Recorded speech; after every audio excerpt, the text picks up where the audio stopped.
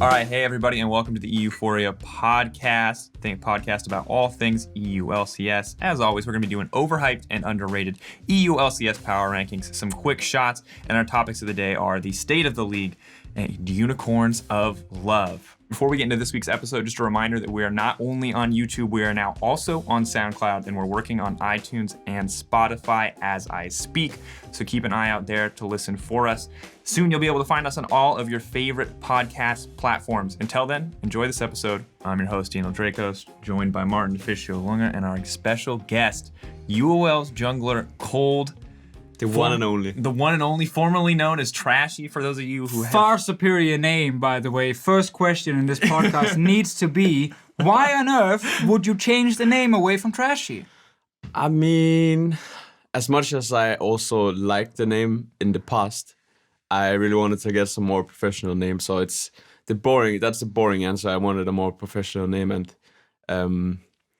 the name kind of, when you start playing poorly, then the name kind of starts showcasing your play, right? All right, yeah.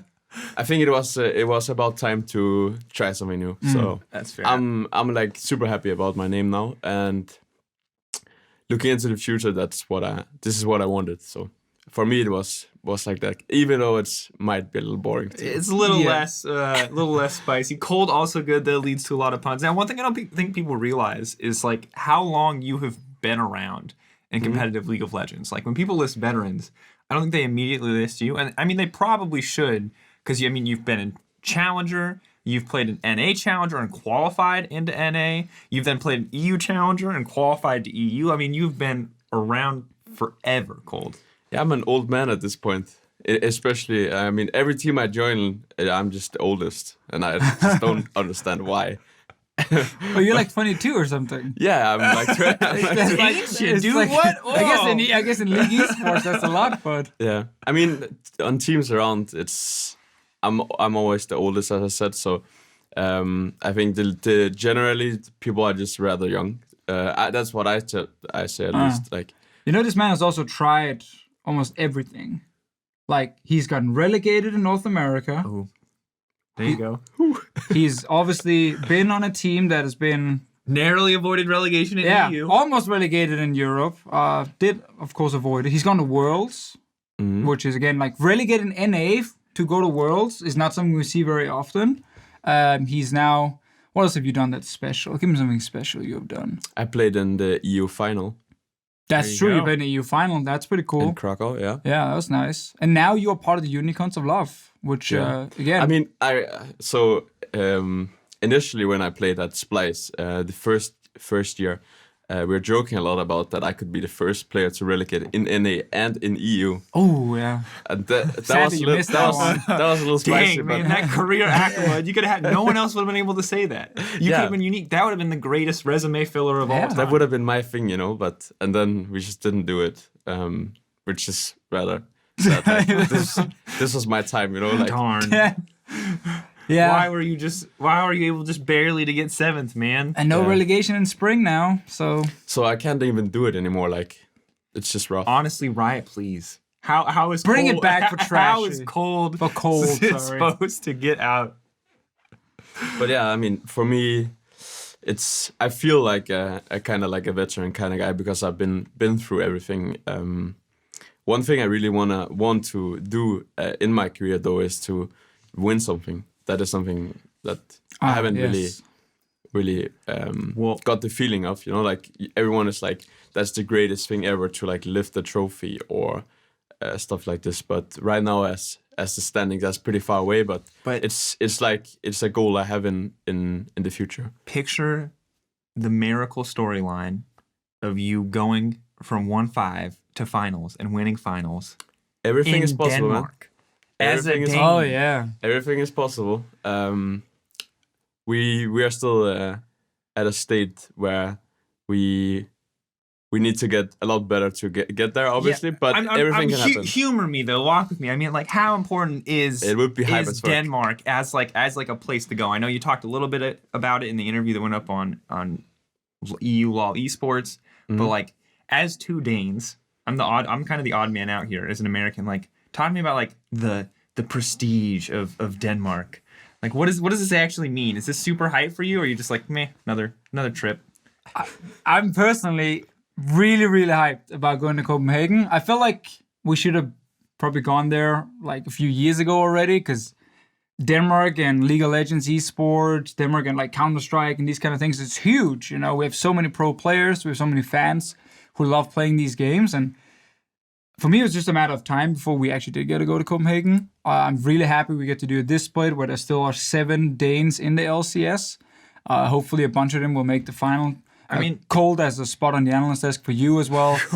So you will be there. Don't worry. Oh, God. Okay. Too soon. A little cruel there. But I mean, it's not like I don't think we're ever going to run out of Danes. It does feel like I mean, NA is trying to take a lot of them.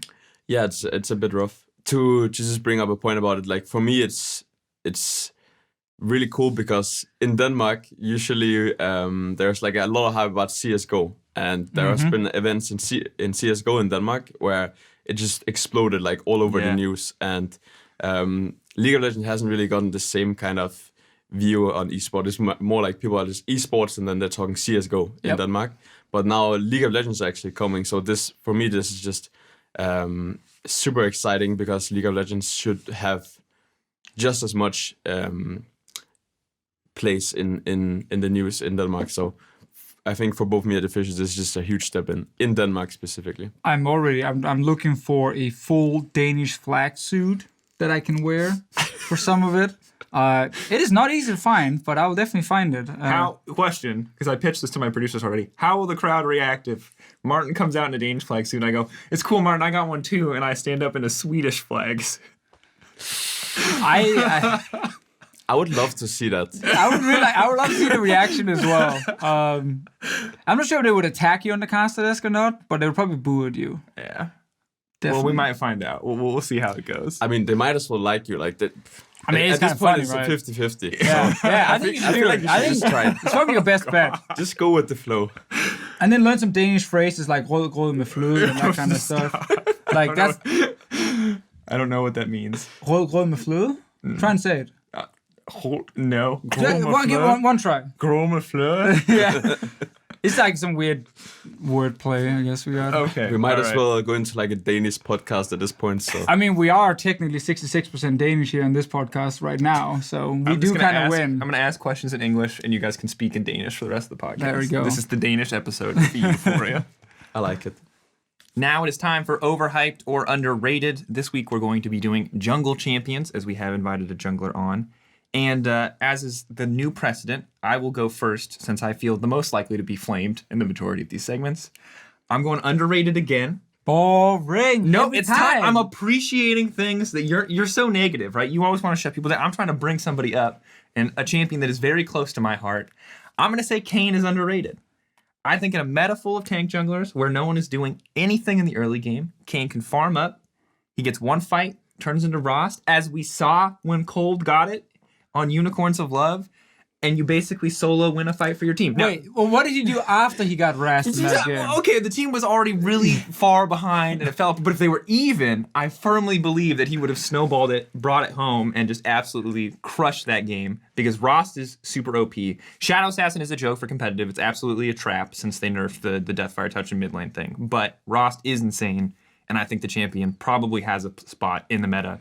Not when there's carry junglers, but in a meta where tank junglers just want to farm up and can't always be super active early game, I think it's spot on for Kayn. I mean, I guess I have to kind of follow with that since I'm the only one who played it this bit. But so Kayn for me is like a super weird champion because before you get the upgrade, you're legit just a bot that walks around trying to get your stacks, and then hopefully your team starts losing the game before you get the upgrade. So I can see definitely your point about like, sure, you're not tank junglers just farming up, and then eventually you're playing against two tanks, and you do a lot of peeling with your W, and you do a lot of damage to the tanks. But I think this champion is usually just a trap. I only picked it, honestly, because I had nothing else to pick that could actually win us the game. That's not what I wanted to hear. You're supposed to tell me it was the best champ in the moment. It was the right choice. It was the best champion in the moment, for sure. They tailored the entire draft just for the Kayn pick at the end. We had a slightly different idea of how we wanted to end up in the draft. That didn't happen, so that kind of made me have the force to play Kayn here. But as a champion, I don't really want to recommend it too much, honestly, because the ramp-up time up on the champion is just too long. Look, because he's 50% of a champion before his transformation, you have to remember he's 120% of a champion. So you just made that number. That's the funniest I'm making part. up random things. You just things. said, he's 1.2 of a champion when he gets Rast. Well, let's see track, because this is my frequent argument for Kayn. So what on that exact subject, Kold, do you feel like he's better than most champions once he has transformed? Do you feel like he offers more? Definitely. Like, is he then the best jungler? I would probably rate him like on the same level as like a champ like Zac in terms of scaling. But it takes a lot of execution on it, and it's a lot about setting it up. Like you initially want someone to force a fight, and then you can follow up as a Kayn, where Zac is just jumping in, and forcing fights. So it's a bit different, but the power of Kayn is that it's just so obnoxious. Like when you get the Rast form, you can buy so much time in a team fight because of your kit, and that's the annoying part about the champion. So I've definitely played my games against the Kayn where he just gets fed and gets the form, and you can't kill him. So it's that way. It's super annoying. But I always used to say if you play perfect against Kayn, then his champion is useless. Okay, see. Damn. Not underrated. I was hoping for a little more support by the owner. I was like, this is the one episode where I can bring up Kayn and not get flamed because someone in this podcast has played Kayn in a competitive match. I do think though, like this champion definitely has a place. That you can play it, especially because the teams in Europe are not playing perfect at the moment. Like there's a lot of mistakes, and suddenly you just get your form, and then you can start winning team fights. And then that was supposed to happen in our game. We were slightly behind. So, last very small thing on Kayn. What is the dream comp for a Kayn? Like if I'm a viewer and I'm watching a pick and ban phase, when am I supposed to go, Kayn would be great here? So first you need to look at how do you want to execute Kayn. Usually you want to have pushing lanes, and you want to have the ability to invade the enemy jungler and kind of just making the enemy jungler as useless as you are in the early stages until you get your form. And so mid push is like essential for Kayn. If you don't have mid push, then I would not recommend playing this champion. And then generally you just want to have. So Kayn is actually quite flexible in the mid game when you get the form, because you have two options. You can either kill people on side lane, or you can team fight, and both actually Kayn is quite strong at. So when you get the upgrade, this champ is super good, but before this, it's kind of hard. All right, gotta get the pushing lanes. Pushing lanes. All right, fine, slightly underrated then. All right, I'll take that. It's better than the last two that I've gotten. Although I will say underrated Giants, and now they're in second, tied with Misfits. So I don't feel like I'm doing too bad. But Deficio, we'll let you go, because I know I guessed yours. You did, because you said overrated, and there are 3 jungle champions in the meta right now. So. I think I should start off. Okay, I have like a special edition. Okay. To this. So mine is overhyped, but it's specifically only overhyped by Deficio. Yes. Okay. Yeah. Okay, lay it on me. Is it Garen jungle? Is it Tom Kench? Because that's not a jungler. So I assume that if anyone watched the broadcast so far, Deficio is very happy about Sejuani. Yes. And I think especially Deficio is overhyping the champion a little bit. Deficio overhyped Sejuani. I love this. Myself and the Koreans. Specific call out to you. I have LCK on my side. Go ahead. So Sejuani as a champion, I think, is probably the best tank jungler in the early game together with Java. And the problem with Sejuani, though, in the current meta, is that there's this great spell called Spellbook, where suddenly your AD carry has cleanse in the mid game. Yeah. And not only your AD carry has cleanse, but apparently your mid lane also has cleanse. So what you want to do with Sejuani is you want to look for people that doesn't really have QSS or cleanse. But it's kind of hard if every carry on the enemy team has a cleanse, then the champion becomes not as relevant as other tank junglers like Javan or Zac that doesn't actually need to have like a specific ult that they can provide with their stuff without enemy team having cleanse or QSS. So yeah, I think Sejuani is a strong champion, but it's not S tier. I mean, at this point, people are just playing tank junglers and hoping that the carries will carry them at this point. But for Sejuani specifically, if the enemy team can provide with cleanse and QSS, then the champion doesn't provide as much as the other tanks. So that's why. Is that why you're avoiding this champion like the plague? Why you're just like never gonna play her? I'm gonna play the Rengar. You've definitely been listening to the pick and ban faces I casted with you guys in week 3, where you guys didn't pick Sejuani. So don't get me wrong. I think the champion is good, but there's counterplay to it, and Spellbook kind of makes it so that it's harder to execute the champion. I mean, I think that's fair. Like that is fair. I feel like the jungle pool is just. It's not very. I'm not very impressed with the current jungle pool. I feel like you need something, ideally in this meta, that can team fight in the late game. And yeah, Kane, I guess, could be one of them. You can't see, but I'm just staring at Martin right now. You also need something still that does have an early game. And Sejuani's early game and like Jarvans, Jax, these kind of junglers, like they can bring something early game. But I actually, like, it is true with the cleanse thing. I mean, I think for Sejuani, you at the point where people are playing with Spellbook, you kind of need to do a lot more in the early game that you used to. So you actually need to take charge in the early game as a tank to kind of put your team ahead. So it can be tough, especially if you're playing like the Sejuani Javan matchup where you're not supposed to get early lead, and then Javan gets a lead and your carries end up having cleanse, and then what are you actually gonna do? Then you just ulti the front line and hope your carries will do more. But it's definitely an exciting topic about like the meta and overall just a lot of tanks in the jungle, which for me is fine. But I would like it to be more diverse. I agree. I think that you've shown some innovation. There's been 1 or 2 picks that have been kind of interesting, but for the most part, it does feel like outside of the repeated Kha'Zix picks in the early weeks by Pride, everyone just wants to play the same thing. Yeah. Like Zac, I mentioned the Jax. We saw a little bit of Camille, but I do still feel like the jungle pool has a ton of room for innovation. Also, I will say 100% presence as the only champion in LCK. Sejuani.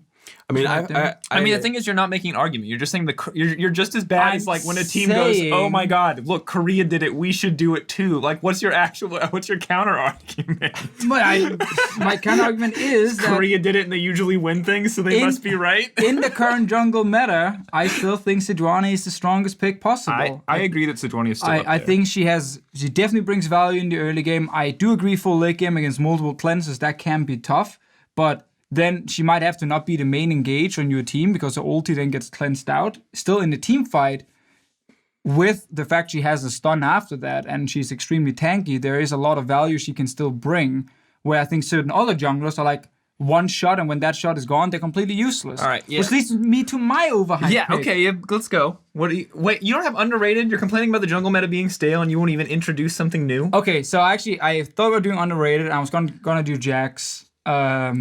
Because I really hope we see more of him. But instead, I want to follow his overhyped kind of thing. Oh, blame it on the guest. Let's go. Who's overhyped? I'm going Jarvan is overhyped at the moment. I think with Jarvan, first of all, I think a lot of the early game junglers can actually win 1v1 against him. Like, I want to see things like Jax picked a lot more against like a Jarvan specifically. And in team fights, against late game scaling comms, most of the Jarvan games I see in Europe ends up with the Jarvan EQs forward, ults onto the back line, and then he flashes out or he just dies. It's very fun.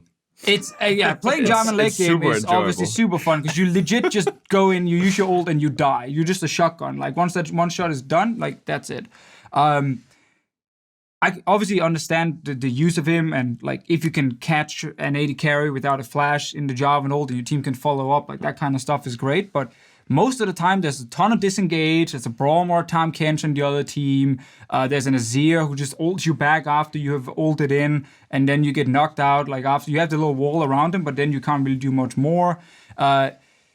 I just think there's too much counterplay for Jarvan in the late game, where I often feel like he ends up getting outscaled by the bigger tank junglers in terms of usefulness in the actual team fight. So I would love to see slightly less Jarvan, and then I want to see more introduction of picks like Jax be used more in the current meta. So counter argument, what would Jax provide in a late game team fight that Jarvan doesn't provide? Well, one thing Jax can provide is that you don't have to just run into the first team fight you see. He can actually go to a side lane, and then if he goes 24 Sterix, like we've seen a few times, he applies a ton of side lane pressure, so it becomes less about just pure 5-on-5 team fighting and more about actually having map pressure. And I also think, while I obviously like Jarvan ult a lot for team fights, like Jax jumping in and landing an actual stun and not just a wall around an AD carry who then shoots you 3 times in the face and you're dead is valuable CC. Sadly for Jax, after that, he probably doesn't get a lot of autos off because he has to get out again and he dies. But I like the early game of Jax.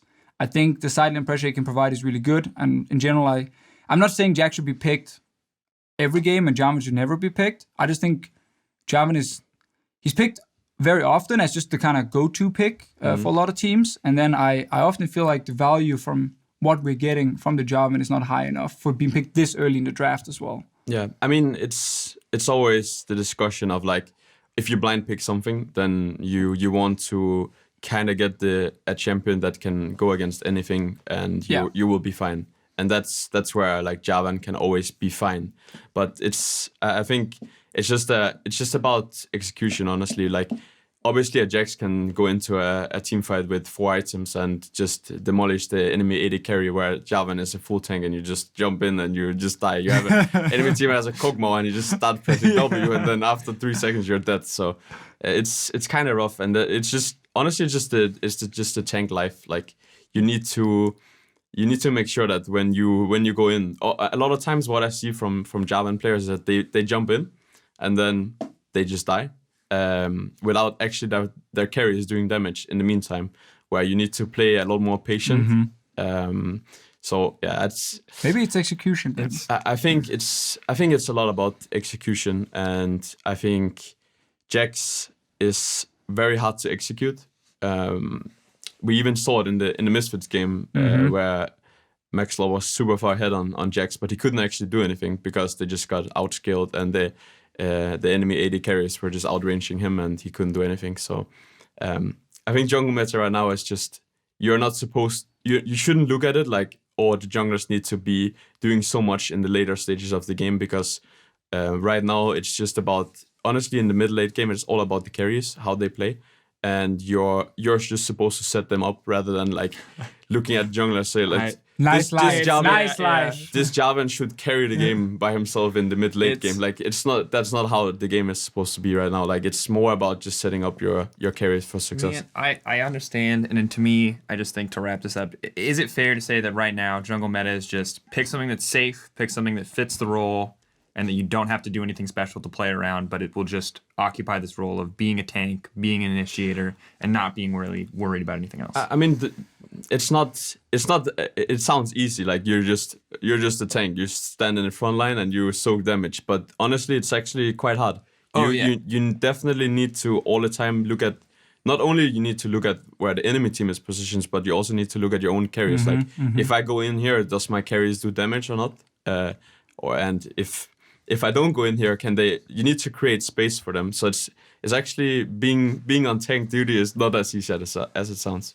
I did notice, however, when watching both LPL and LCK, how some of their junglers are using like things like Kha'Zix. I think much better than what I see in like Europe. Like, watching Ambition run around on Kha'Zix as an example it becomes a lot more about playing to side lanes and less about farm for the first team fight, run into the first team fight, and then the jungler just ends up doing very little in that fight.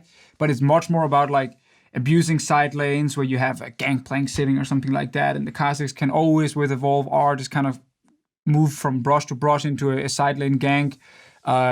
Same with Jax and these kind of picks, where that made me go, okay, wow. There are certain jungle champions that can have much more impact. It's just not necessarily in the team fight itself. And maybe that's where, at least for some teams, they're too stuck in the wait 30 minutes where you don't do anything at all and then get the first team fight around Baron. And then, of course, most junglers will just end up being a frontline tank and nothing else. It's funny because when the split started, we actually had a read on the meta where we were playing much more aggressive junglers than other teams. Like most teams would just play like tanks all the time, and we tried to play more 1-3-1 comps, where the goal is to never actually get a team fight, and you just want to kill people on silent and pressure the sides. And from scrims, it actually worked out super well, but we couldn't really translate it into the stage. Yeah. And that's always the problem. Like it's really hard to execute. It's so easy to just, or not easy, but it's relatively more easy to just draft late game, and then you just play early game safe. You don't really do any big mistakes, and then you go into 20 minutes and you force a Baron fight and you win the game. Yep. But playing 1-1 is like 10 times more difficult, and if you do one mistake doing this, you will just lose. So it's all about execution. Got it. The problem is not that there's not opportunities for other champions. The problem is everyone in Europe is a coward and is scared of running 1-3-1. It's hard to execute, man. And the meta does really suit the wait for late game and go Baron and then 5-man team fight. Absolutely. And I cannot knock anybody for saying, hey, this is the safe route versus this is the high risk. I mean, Unicorns tried reward. 4 games on carries. Hey, respect for the effort. It almost worked. Did not pan out. I mean, it actually almost did. It actually almost worked. Like honestly, we got a lot of shit for our draft, or like, why do you play carries? But honestly, who gave you shit for that? I mean, the Reddit? No, I mean, I gave him shit. That draft was bad. The Camille LeBlanc. But anyway, I don't want to mention names, to sure. Okay. Yeah. All right. With all due respect to all the haters, I also got some flack for our draft, and it makes sense if you watch the game, but you also need to understand why we picked this. Like, it's not like, oh, suddenly you just pick carry champs only. Like, do you just want to be a carry jungler? It's Maybe not about. You got a giant ego now, and you want to be the big carry. I just want to be the star, man. Yeah, that's it. No, definitely not. It's not like that at all. Like I will always pick whatever I think is the best champion for the situation. And how do you you need to look at how do you win the game? Mm-hmm. Does picking a tank here win you the game, or does picking Rengar here win you the game? And that will always be what you need to do. So, no, I'm not looking to play carries only, but I want to be flexible and play both styles. So makes sense. That was what we were looking for. All right, so the next topic is the state of the league. I've titled this "Returning to Normal," which maybe is a little BM to the teams that have been succeeding thus far, but it does appear to be the standings are starting to even out. Some of the teams that were expected to start losing games are losing games. Some of the teams that were expected to be at the top and winning all the time are now starting to win a little bit more. So I'm curious, Kold, what is your impression of the league right now? Why are the standings starting to even out as opposed to weeks 1 through 3 or 1 and 2, where it was a complete mess? Yeah. Bottom teams at the top teams at the bottom, everything not what was expected. So from the first 2 weeks, it was very apparent that any team in the league that drafted for more scaling were just winning games. And it didn't really matter what team it was. Honestly, like it was just whoever drafted for the better scaling ended up winning. And I think it's very apparent that all of the teams in Europe were rather bad because if you only if you just draft for scaling all the time, then there should be a lot of openings for the other team in the early game. But since majority of the teams were like new teams, they didn't really have like proper setups for how to abuse the early game.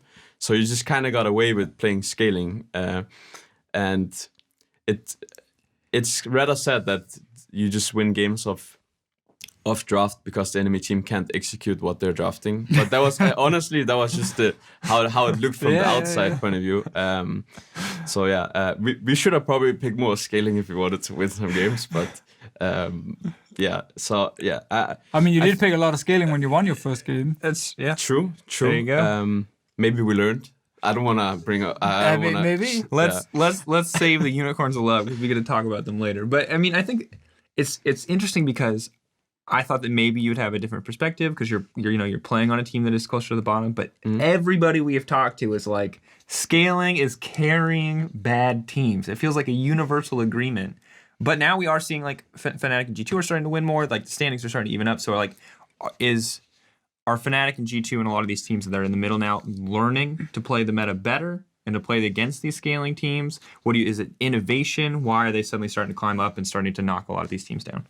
Ooh, I think it's a mix of a lot of things. First of all, some of the teams that drafted just pure scaling week 1 and week 2, in week 3, kind of stepped away from it a little bit and started going for a little bit more early game in some of their drafts. Like Rocket being one of the examples here, ran the Jace, Camille, Galio comp, where it was like, wow, okay, like on paper, this is insane for like top lane snowball. You just control the top side of the map, you take over tower, Jace starts roaming. This team can really snowball. They did that against Giants. The first 2 fights that happened in the game was Giants winning and destroying this draft. Galio's 2 ultis at first were used only defensively and always resulted in someone dying from his own team. So it's like, okay, this is pretty bad. And it showed a lot of weaknesses in Rocket's ability to execute that kind of draft.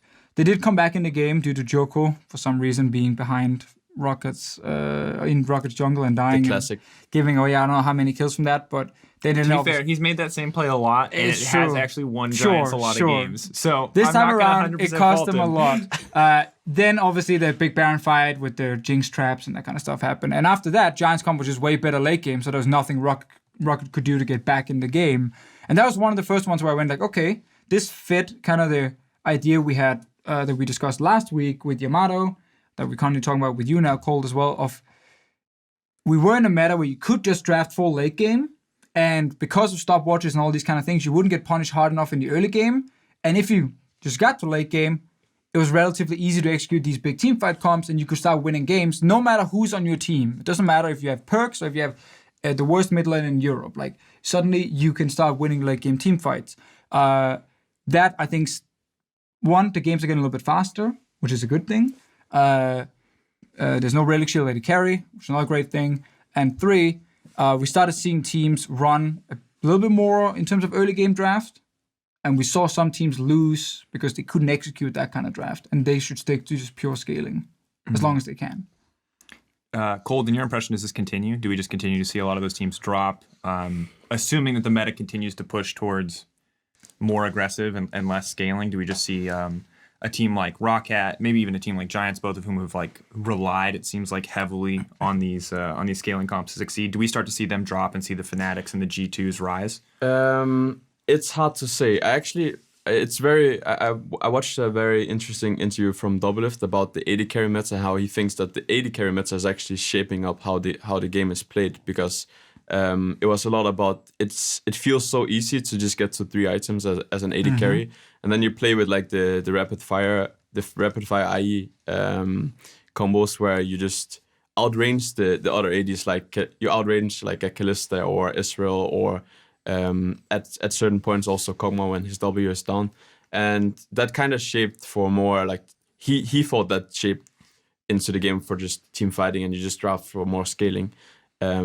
But on the other hand, you have teams in Korea like the King's Own team that just draft. They play like Jace, Kha'Zix, this kind of stuff all the time, and just actually execute the early game perfectly. So you just get like leads everywhere, and then it just snowballs, and they get like 20-minute Baron, and then they win the game. So right now in EU, I think we're still the best teams in Europe are still learning how to actually play the early games. It's very difficult to play the early game because one little mistake and you need to redo all the steps you did before this in order to either get a tower or get a lead on the side or something like this. That's why we often talk about Western Jace players, that this is it's a bad trend. Because we actually don't execute it as well as some of the Korean teams. So yeah, I think it will take some time until the EU teams get to the level of the best possible execution level in the early game. And that's why we see more scaling in general. And I can't stress it enough that it's honestly just because we in Europe are not playing at the level that is required for you to play early game comps, and that's just the truth. And you have to just honestly, you just have to like go with it. You know, it's how it is. I 100% agree, and I know you say we're gonna get there, but I would argue that most teams will not get there. It is difficult. Like, last year, 2 years ago, like we have always had a situation where we had a lot of teams who could win the early game, but then they couldn't set up for Baron properly, or they couldn't execute 1-3-1, and then they would throw in the late game, and the great team, let's say G2 or whatever, would just end up winning in the end. Like, we've seen that so often in the West, and Kingzone is a great example of a team who can do it. I actually saw this comment last week in the Reddit thread to the podcast about how it's not just about playing full late game, because a team like Kingzone with Khan can play early game, so then everyone else should be able to do it. Like, it was, I'm maybe changing a little bit, but it's roughly like in that kind of style. But Khan and Kingzone right now are the exception. They are not the rule by any means. No. Because they are so insanely good at playing this style. He's the best carry top laner in the world. You cannot expect Rockhat with their lineup, completely fresh, new players put together, still learning, to be able to copy what Kingzone is doing and then get even close to the same result. Which is why, for most Western teams, if you can play late game, there is just less things that can make you lose the game, because you're not on the timer, first of all, because you have the timer in your favor. And grouping as 5 and forcing a team fight is easier than trying to set up a perfect 1-3-1 with all the steps required to do that. So I that's why, like, there are teams in Europe right now who are winning games based on late game comps, but they obviously have still got to execute it properly and win the team fight. So I don't want to take any credit for them saying they're playing bad, but they are winning right now because they are better at playing late game comps than certain other teams are, and that's great. But it is easier to play than the Kingzone early game style. And I'm just waiting for the day where someone will transition their scrim performance to stage and play the all-out aggressive, diving towers before stopwatch is even available composition. But until that's then, LPL, baby. But it as much as you can say, like, oh, you just play full early game and scrim and just destroy the enemy, this actually doesn't happen as much as it is in the past, because good news now, for Europe. Like, yay! If you're planning to just play full scaling on stage, you might as well play it in practice and see how it goes, you know. So, whoa!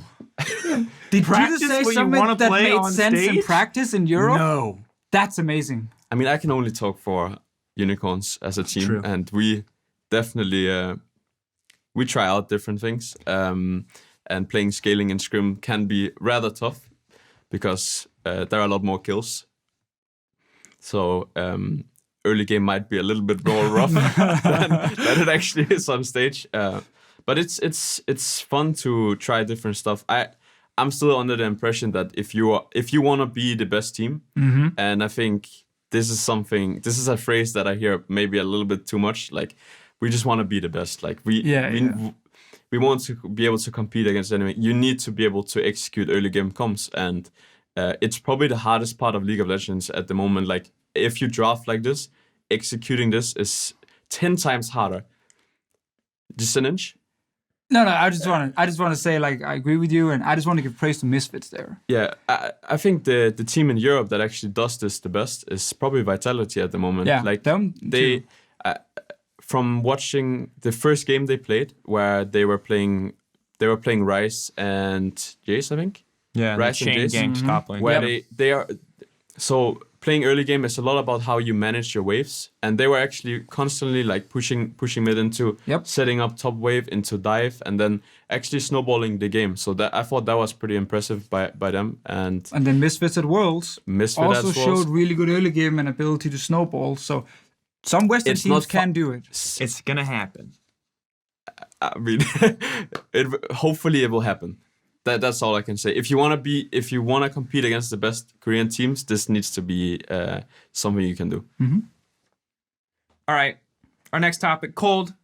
It's been a while since we've talked to you formally about your life and your career. So talk to us a little bit about the off season. I know we're pretty far away from that now, but what was your off season like? I mean, all of Splice is now scattered to the wind, except for Kabe, the remaining player. He's still there. But talk to me about like the process. What happened for you in the offseason? What was that like? Up. Yeah, the boys. Why? Dude. Drama? Was it a girl? Did she break the team apart? No. I mean, so I think it was pretty clear to everyone around that since we failed in the summer and didn't qualify for Worlds, something had to change. And for me and the rest of the guys, it was very apparent that we needed to try something new. It was going into the off season. It was not like holy moly, everyone's just gonna split up and we're gonna end on teams around. Like everyone was just looking at their options and see what they wanted to do. And I think for me, I went into the off season rather different than some of the other guys. I went to. Some people know I went to Brazil for 1 month just to work on myself, and I saw the constant stream of Instagram stories of you exercising, and you mean literally work on yourself because this man just worked out all the time. What is your Instagram? What is your Instagram? Tell the viewers so they can check it out. Instagram /Kold official. There you go. If you want to see hot naked, dude, he got ripped. He got slightly naked pictures of me. Anyway, keep going. Yeah. It's pretty hard to go back into it after that. Well, so you went to Brazil. You went to Brazil. Personal growth and physical strengthening. So it might look like you're only working out, but honestly, it was a lot more than that. It was about like mentally preparing for this year, and I wanted to kind of wanted to fix myself before looking at what I wanted to do. So for me, it wasn't just clear that I wanted to keep playing. I didn't even know because. Last year was very hard to me, and I lost a lot of like the joy of playing. But it was very clear to me after like 2-3 weeks in Brazil that for me, I really miss. At that point, I already started missing playing and just doing what I do. So I knew I would get back into playing, and I wanted to find a home for me where I could kind of get the joy of playing back. And so I had like different offers. It's off season is. Give us a few. I mean, so I got a lot of different offers in Europe, and then as some might have also known that there were at least rumors about me going to C9, and I got an offer from them, but it's off season is super weird because you kind of just need to go with what feels the best for you in your stomach. And C9 gave me a deal that was. I wasn't sure if I would be playing at first. Like, I could be playing on a 6-man roster, or I could. Right. Like, it was unsure what was gonna happen to me, and in the moment, that just didn't feel right to me. Like, I wanted to make sure that I got on a team where I could get the joy back. Like me sitting on a bench. Honestly, in the state of where I was, it was just not great for me. Like, sure, like I think if I got this offer 1 year ago, when after Worlds last year, I would have taken the offer anytime. But it just didn't feel like the right thing to me. So I took the offer from Unicorns, and it's very hard to know beforehand how it's gonna go. Like, it was up in there, like it's so you just kind of just go with what you have, and regardless of how it looks like right now, we obviously at the bottom of the table, but I'm very happy with just how everyone is just willing to put in the work. This is something that is very different from my past in Splice, where people would just sit and play solo queue and not actually discuss what we're doing and what we're doing wrong. Here we have like long meetings about what we need to fix. We are very clear to each other. Like, we are straightforward. You know, if there's some stuff going on that is not working out, you are straight up with each other, and everyone can take that. Where in the past that was not really the case. So, regardless of the situation, I'm pretty happy with my decision. And I guess like you talk now about long review sessions, like that's probably a lot of sheepy setting that up and kind of enforcing that as a coach, right? So Sheepy has very high expectations from everyone on the team to put in the work, to not only improve on yourself, but also make sure that you bring up things that can help everyone and everyone on the team improve. So we definitely do a lot of like discussion about, like, for example, we had just this week we watched our game against Vitality, and it was very apparent that we didn't know how to properly set up Baron.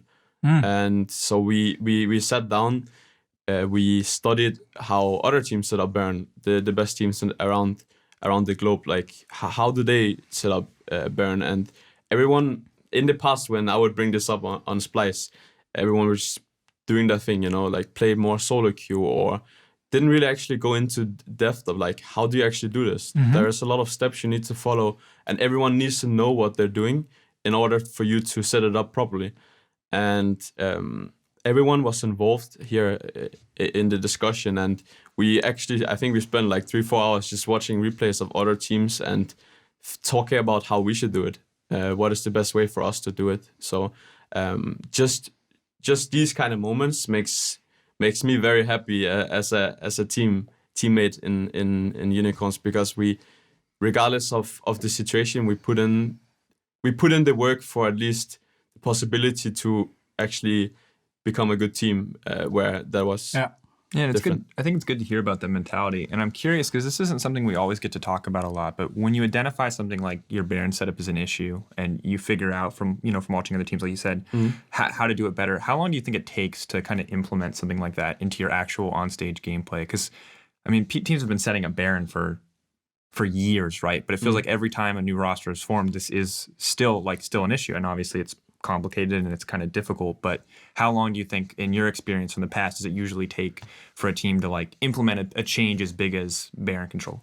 So I think it varies a lot from like between 2 to 4 weeks for it to be at the level where you can actually see clear difference.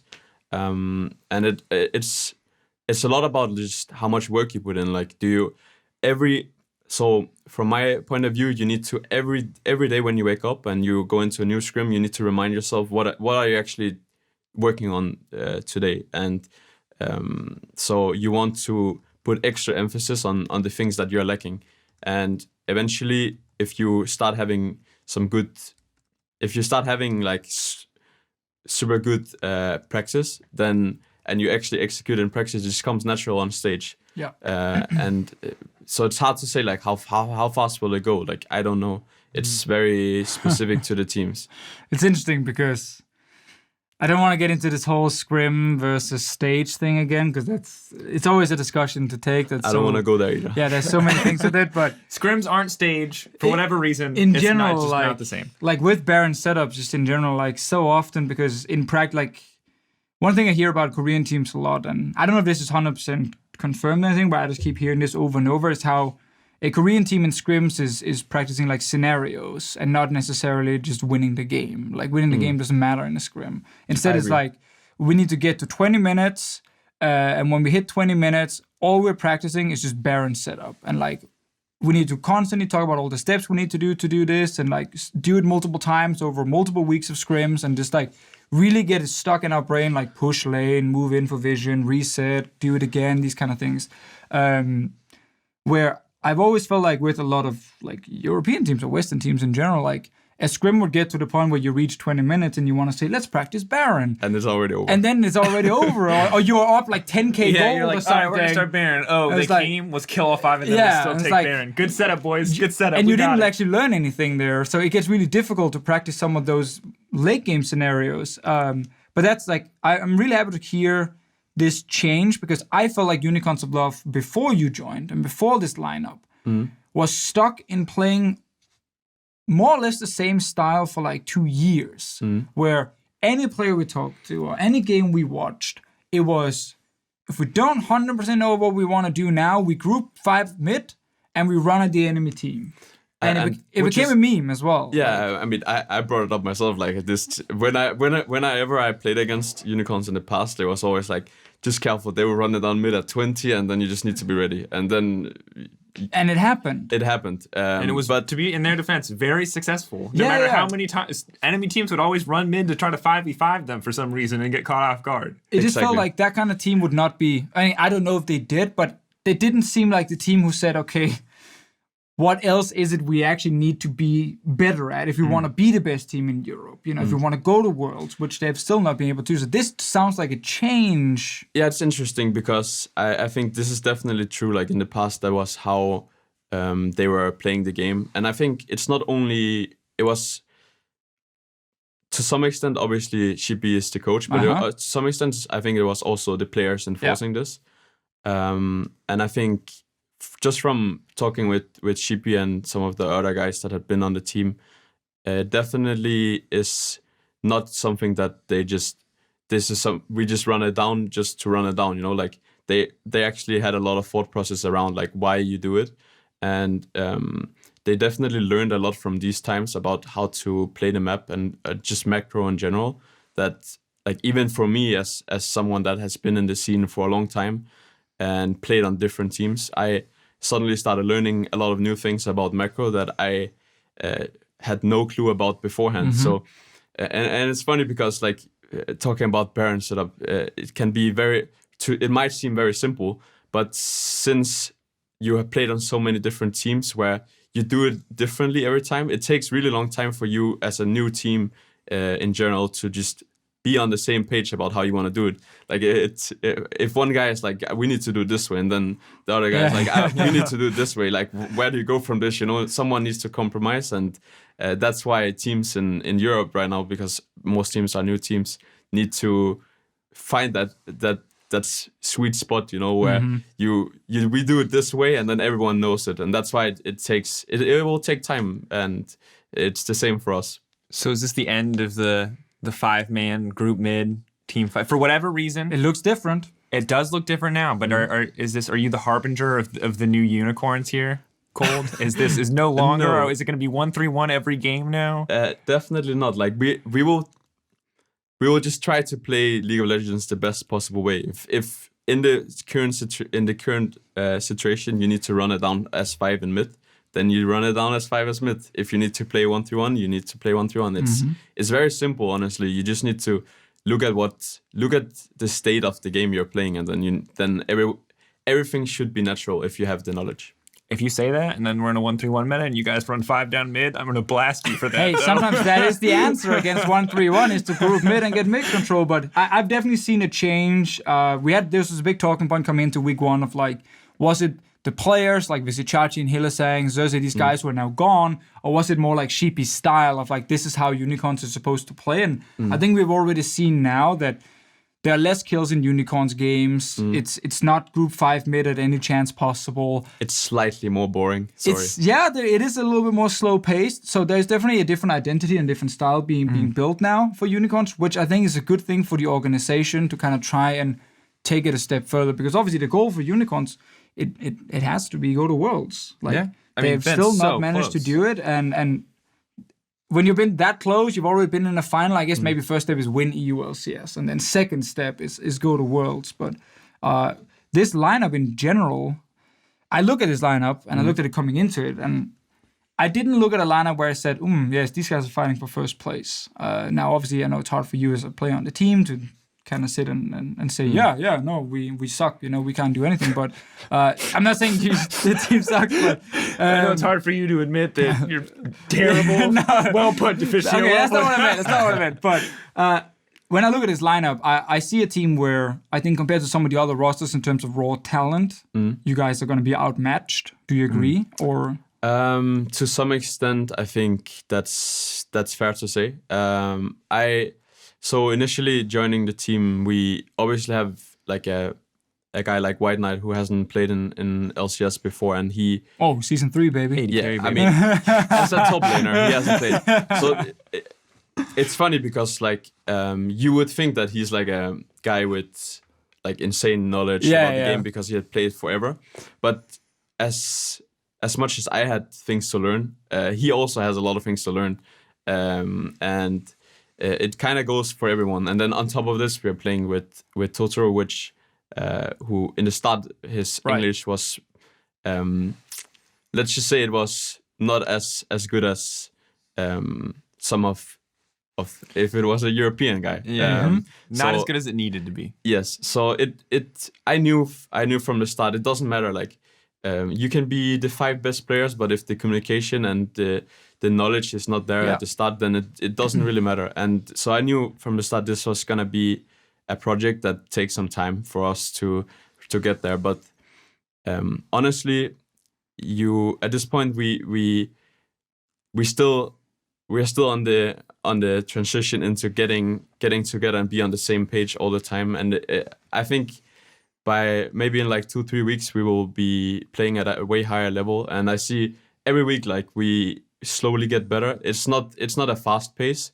It's not as fast as I would have hoped, but it's as long as I can see improvement every week, then I'm happy, because then we're doing something right.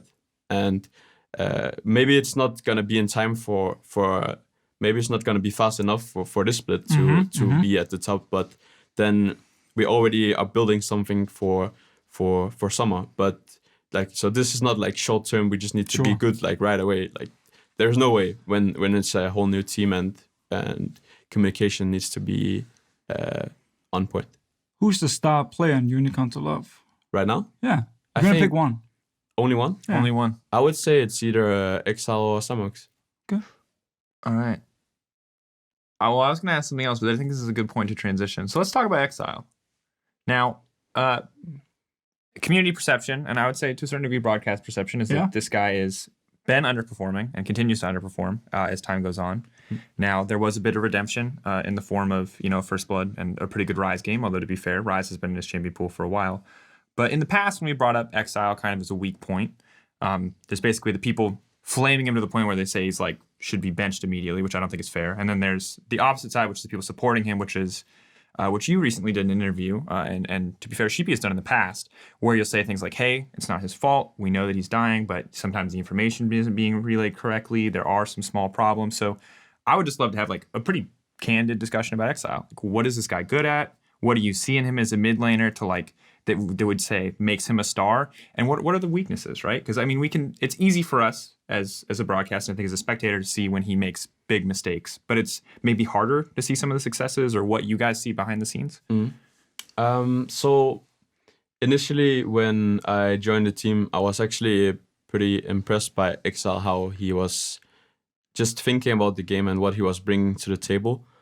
In terms of, I mean, we all know, like watching him, sometimes he plays way too aggressive and then he gets punished for it. And obviously that is never a great thing. Like you would probably rather be on the other side where you are taking less risk. But he as a player is like, he really wants to like push his limits all the time, which I maybe I'm more on the other side where I don't push myself too much sometimes. So I think we are together. We are both learning from each other, where we can find like a middle ground where we play on the good side of the edge, if so to speak. But generally, he brings like a lot of game knowledge, and I think that's why Sheepy has always praised him a lot, because his understanding of like wave management and his understanding of macro in general is far superior to other mid laners that I've worked with. Okay.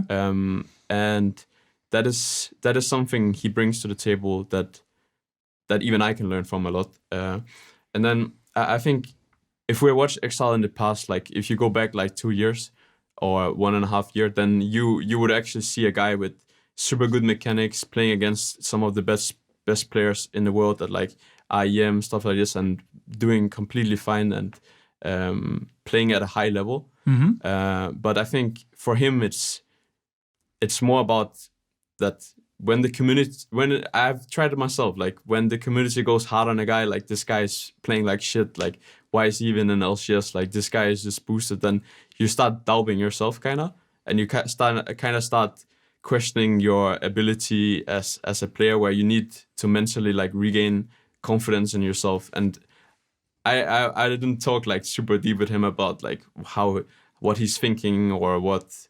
Maybe you should. I mean, sure, maybe, but we have talked about it. It's not on on like a super deep level. Okay. Yeah, not like on a how are you feeling emotionally level, like on Yeah, how I are you mean, playing the game. so I think it's a lot about, at the moment, it's a lot about regaining the confidence. And I see it actually slowly getting back to him. Like, I think he's playing way better this split than he did last split. And I'm just trying to help him to become the player that I know he can be.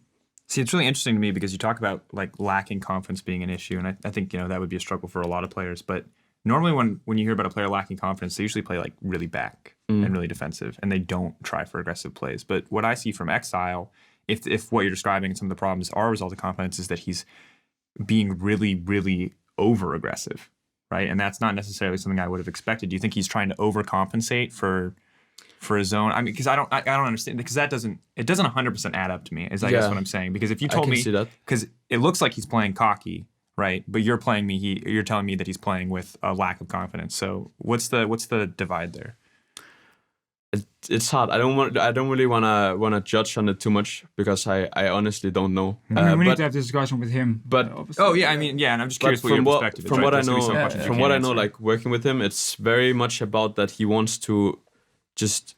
He thinks sometimes he can, like, let's say he's going into a 1v2 and then he thinks that he can take it, but maybe he will get outplayed or something. But so I don't even know if it's something with confidence, because he seemed when we play, especially on some of his comfort champions, he's very much playing on the edge all the time because he knows he can. And I think right now it's as much as people want unicorns to be like, oh, we just watch unicorns because we want to see Exileh feat or whatever. Like right now we have far bigger problems than like this is we want to play as a team, and it is. I don't care if one def or anything like this. It doesn't change the outcome of the game, in my opinion. It's how you want to play as a team, and you need to support each other. So if he wants to play super aggressive, then I need to do that. I need to do it myself too. So we support each other, and that we need to be on the same page. And then if we do this, then I think he can be playing at a high level. Because when I think about Exileh and the way he plays, I try and sometimes compare him to Caps in terms of really aggressive, always looking to be at the edge, take that extra trade. If it's a 1v2, he's ready to take it. He doesn't back away.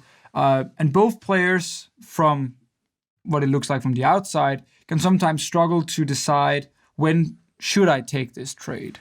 When should I take the 1v2?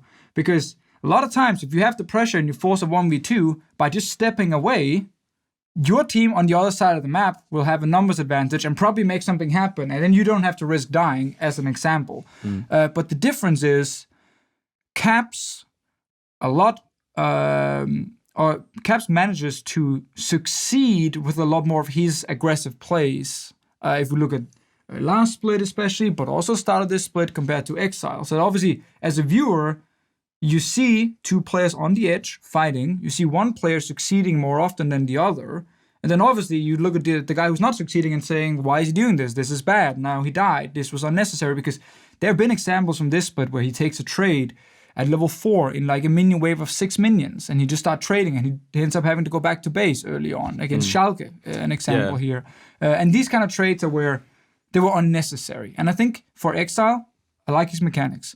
I 100% believe in his knowledge of the macro part as well. Because when I see him in a side lane, he does know what to do. If this guy can remove, especially mainly in the early game, these unnecessary risks he's taking, which are very rarely paying off right now. It's like he takes a 30, instead of taking a 80-20, he takes a 20-80. And if everything goes perfect with the 20, he might get something out of it, but it might just be him forcing a potion or forcing someone back in lane. And the reward is not great enough to go for that play. And I think if he can remove that part of his game, he's actually going to be good. Yeah, I just want to say this is, since I'm a very straightforward guy, I already discussed all of this with him, and we are working together to help each other to find a middle way where we can get without taking too much risk. But you can still get advantages because he actually really wants to get advantages. Like he doesn't just wanna like some mid laners, they just wanna sit back and farm and don't utilize every wave and stuff like this. Like this is something that he had told me as well, that every mid wave that comes in, you can actually utilize to get something.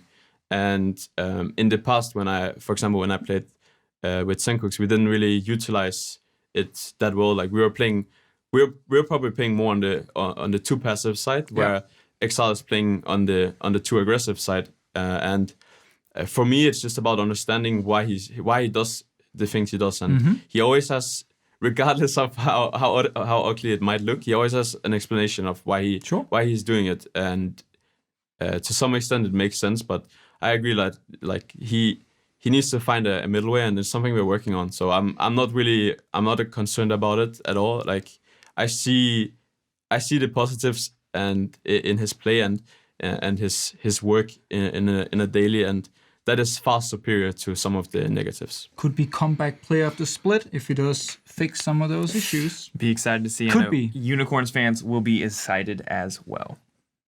All right, now it's time for everybody's favorite section, League Power Rankings. Now, as a reminder, this is us ranking the power of teams following Week 3, who we think is the strongest team coming into Week 4. Not trying to predict who's going to be on top, just who we think has the most raw power at the moment.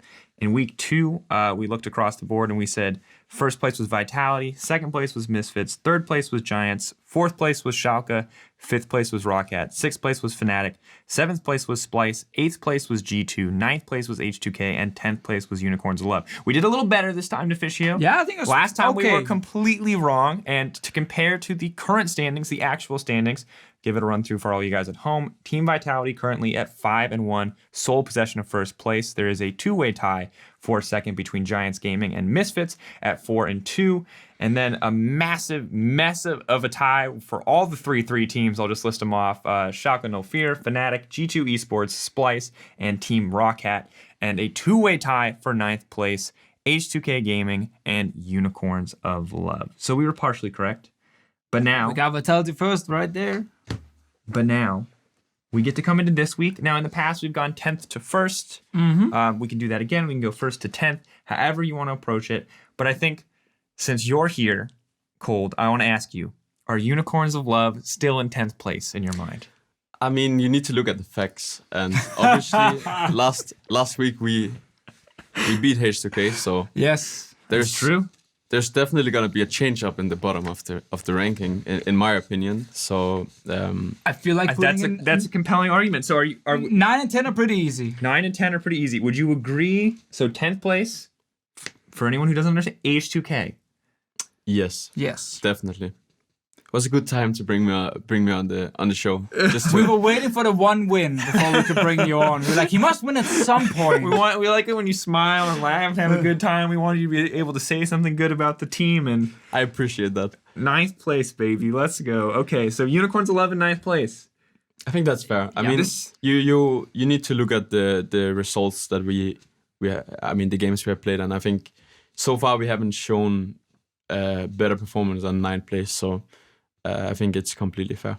I agree. Now it gets exciting, though. Because this is where we enter the everybody's 3-3 and who do we actually think is stronger. So does anyone have an argument for who they think should be in 8th place? I personally want to put Roccat as number 8. I think I would probably do the same. I thought you were going to disagree with the way you were setting up, being like, yeah.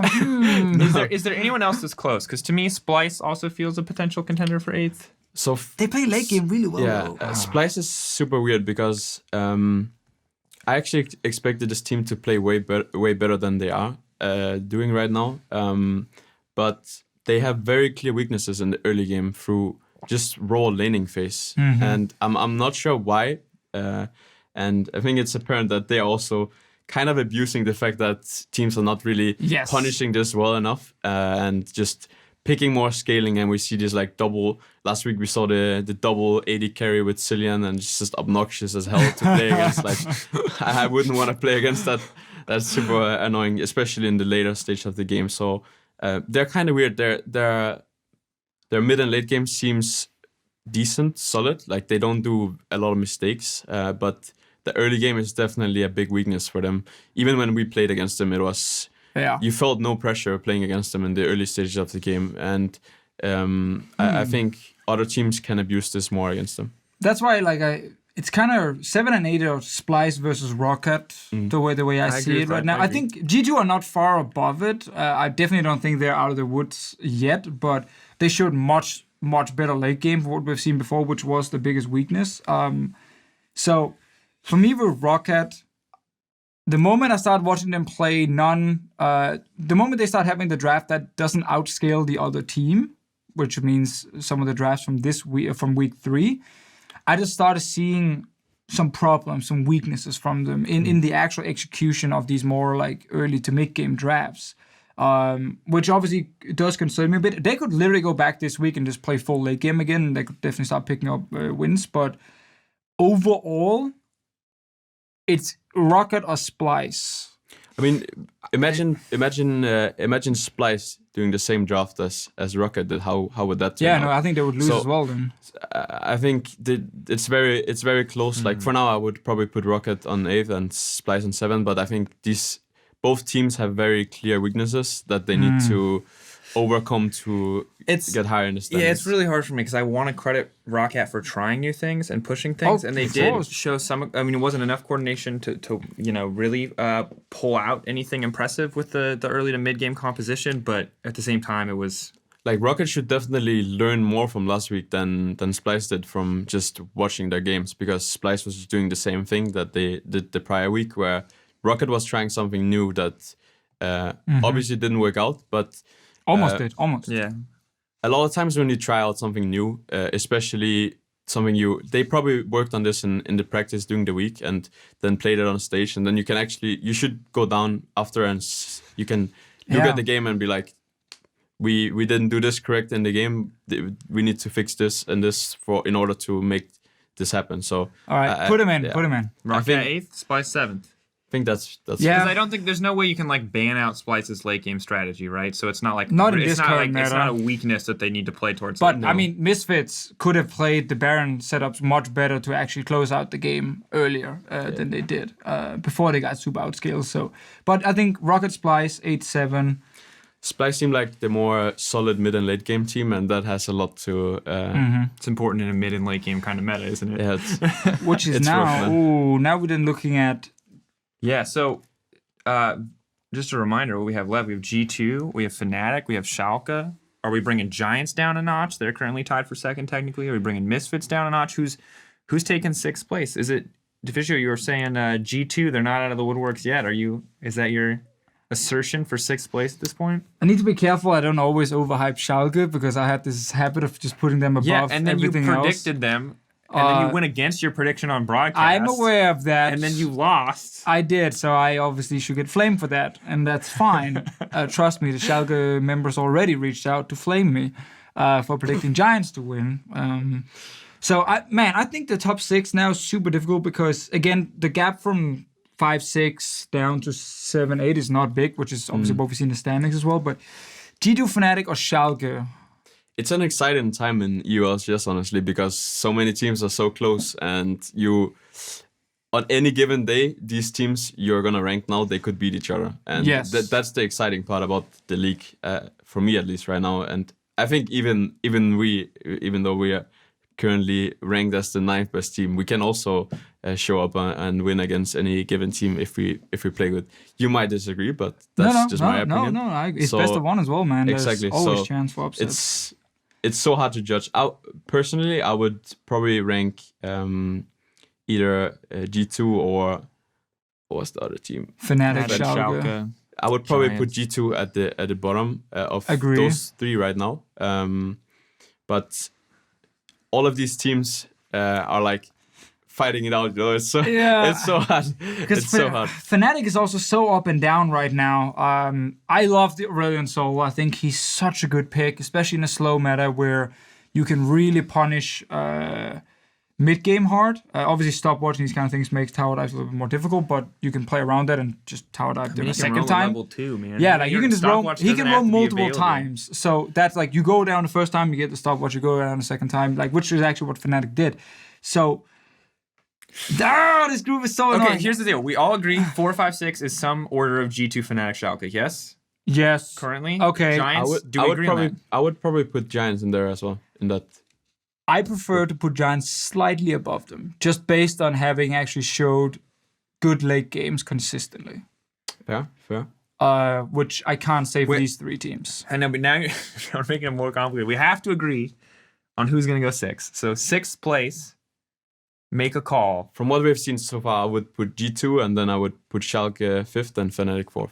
All right. I think it's really difficult. I can see Schalke above Fnatic right there, but I think Schalke have also shown inconsistencies. So I think putting Schalke number 5 for now and Fnatic slightly above them is okay.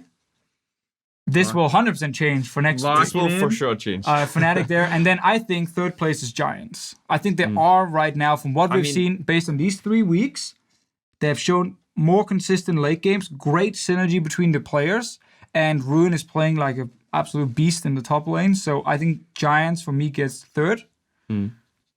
It's crazy to think that this was a team that people predicted to be at the bottom of the ranking, but it's honestly exciting to watch a team like this just perform. And I think it's definitely a team that has just performed way past the expectations, and I don't think that just stops right away. Like they have a momentum right now that they can bring to the stage, and they seem to be very confident about themselves and how they play. So definitely a team to watch out for.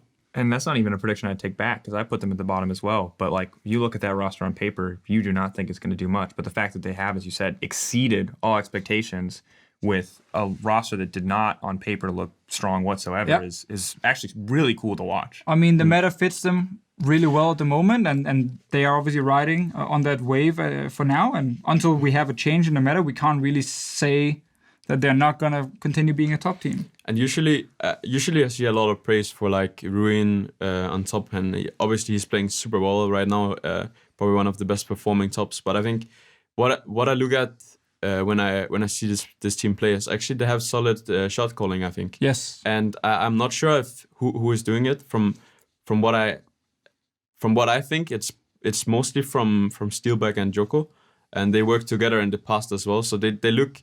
Especially Steelback looks like he's doing a lot of good rotations as an AD, like getting tower rotating around, getting more towers. They're very good at playing for towers and making calls. Good lane swaps. Best lane swapping team right exactly. now. And I think I think this has to be Steelback making these calls, because I don't want to take anything away from them, but I don't think it's Tagamas making the rotation calls for the team. So he's dealing with damage on the brand though. Exactly, but so I think a lot of praise should go to Steelback if he's the guy who is doing these calls, because it looks to work out for them. And talk to them. And it's a cool shift, and I agree. We should figure out who's actually making these calls, because they have been really clean, especially on the lane swaps. And if it is Steelback stepping up, it's pretty exciting. But number 2, number 1. Now, are we going to follow standings here at this point, put Misfits second and Vitality first, or is there some contention around who's actually number 1?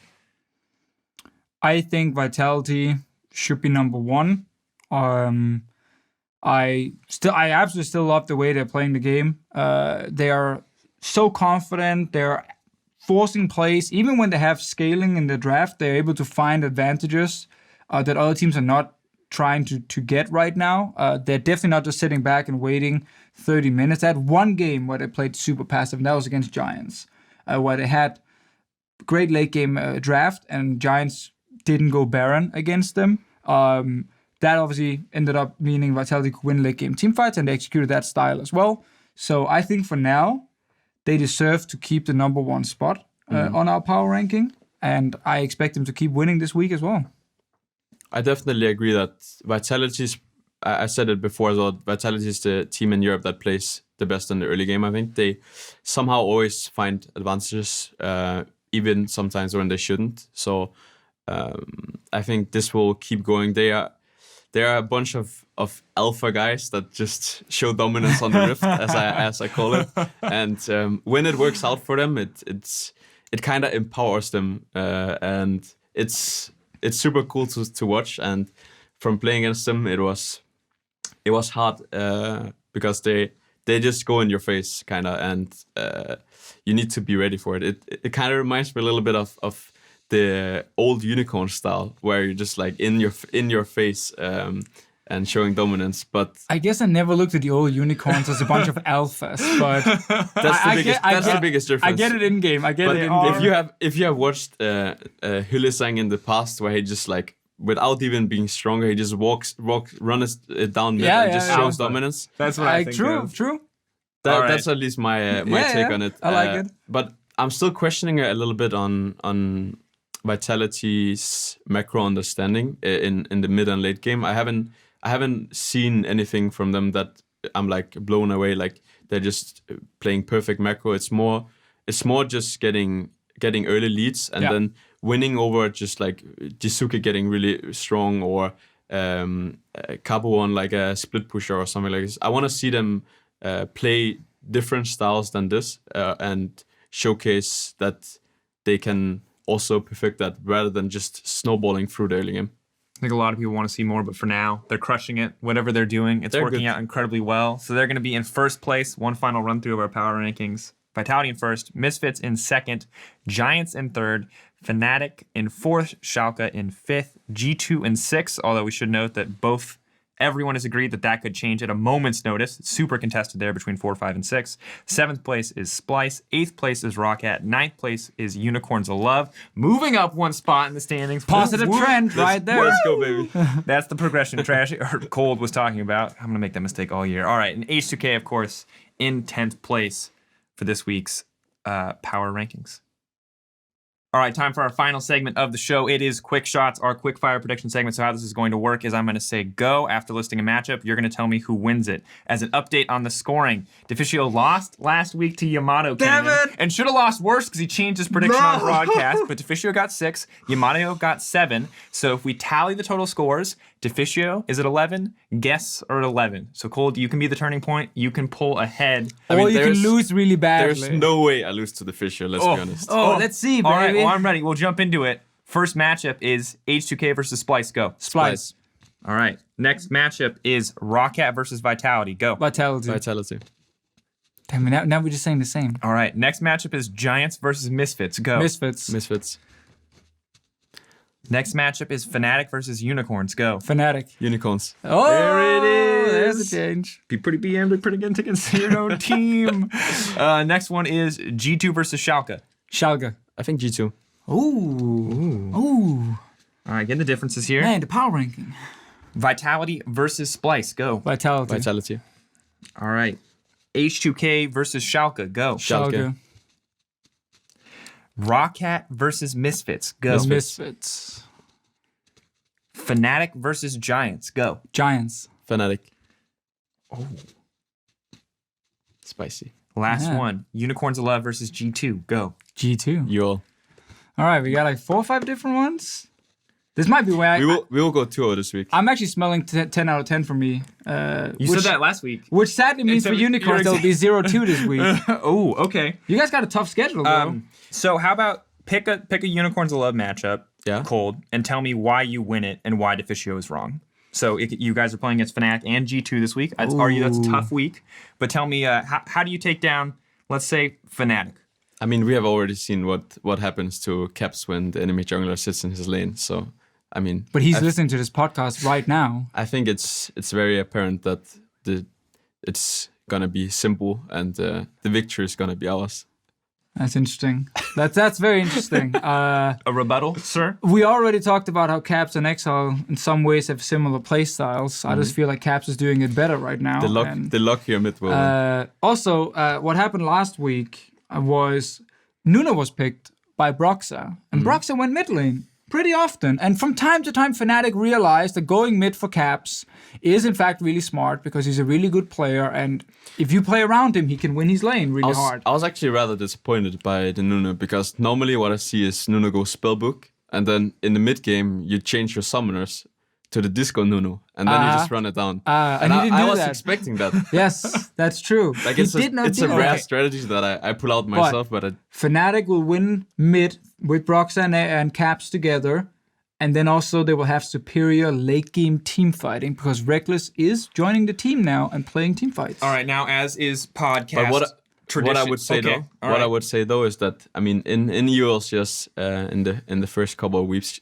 here, we know that the underdog is always gonna win. So I mean, All right, I know it's happening. we need a bet here. I like it. Yeah, okay, so this is the bet part. Now, normally, this is minimum stakes for a EUphoria bet is you have to publicly apologize on Twitter and call them either the best player, analyst, whatever.